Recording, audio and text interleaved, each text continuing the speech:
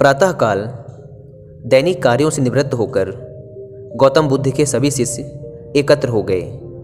गौतम बुद्ध ने संदेश देना आरंभ किया। वे बोले, आज मैं तुम्हें ऐसे व्यक्ति की कथा सुनाता हूँ जिसके पास सब कुछ होते हुए भी वह दुखी था। गौतम बुद्ध ने कहना आरंभ किया। किसी नगर में एक सेठ रहता था।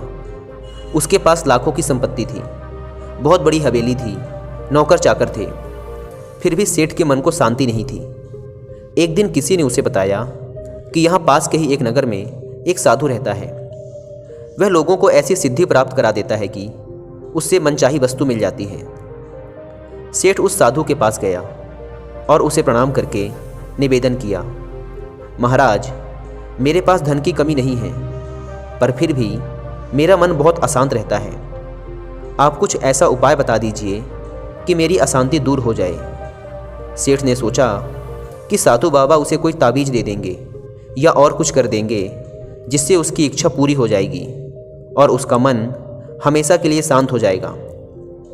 लेकिन साधु ने ऐसा कुछ भी नहीं किया, बल्कि अगले दिन उसने सेठ को धूप में बिठाए रखा और स्वयं अपनी कुटिया के अंदर छाया में जाकर चैन से बैठा रहा। गर्मी के दिन थे। सेठ का बुरा हाल हो गया। उसको बहुत गुस्सा आया, पर उसने किसी तरीके से खुद को शांत रखा। दूसरे दिन साधु ने कहा, आज तुम्हें दिन भर खाना नहीं मिलेगा।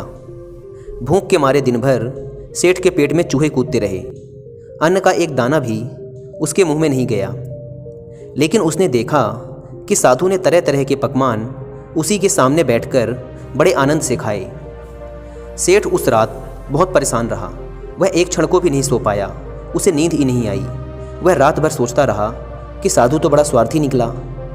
तीसरे दिन सवेरा होते ही उसने अपना बिस्तर बांधा और चलने को तैयार हो गया। तभी साधु बाबा उसके सामने आकर खड़े हो गए और बोले, सेठ, क्या हुआ? सेठ ने कहा, मैं यहाँ बड़ी आशा लेकर आपके पास आया था, लेकिन मुझे यहाँ कुछ भी नहीं मिला। उल्टे मुझे ऐसी मुसीबतें उठानी पड़ी जो मैंने अपने जीवन में कभी नहीं उठाई, इसलिए मैं जा रहा हूँ। साधु हंसकर बोला, मैंने तुम्हें इतना कुछ दिया पर तूने कुछ भी नहीं लिया। सेठ ने आश्चर्य के भाव से साधु की ओर देखा और बोला, आपने तो मुझे कुछ भी नहीं दिया। साधु ने कहा, सेठ, पहले दिन जब मैंने तुम्हें धूप में बिठाया और स्वयं छाया में बैठा रहा, तब मैंने तुम्हें बताया कि मेरी छाया तेरे काम नहीं आ सकती। जब मेरी बात तेरी समझ में नहीं आई तो दूसरे दिन मैंने तुम्हें भूखा रखा और स्वयं खूब अच्छी तरह खाना खाया। उससे मैंने तुम्हें समझाया कि मेरे खा लेने से तेरा पेट नहीं भर सकता। सेठ, याद रख, मेरी साधना से तुझे सिद्धि नहीं मिलेगी। तूने अपना धन अपनी मेहनत से कमाया है और शांति भी तुझे अपने पुरुषार्थ, साधना और अपनी मेहनत से ही मिलेगी। सेठ की आंखें खुल गई। अब उसे अपनी मंजिल पर पहुंचने का रास्ता मिल गया था। साधु के प्रति आभार व्यक्त करता हुआ वह अपने घर लौट आया।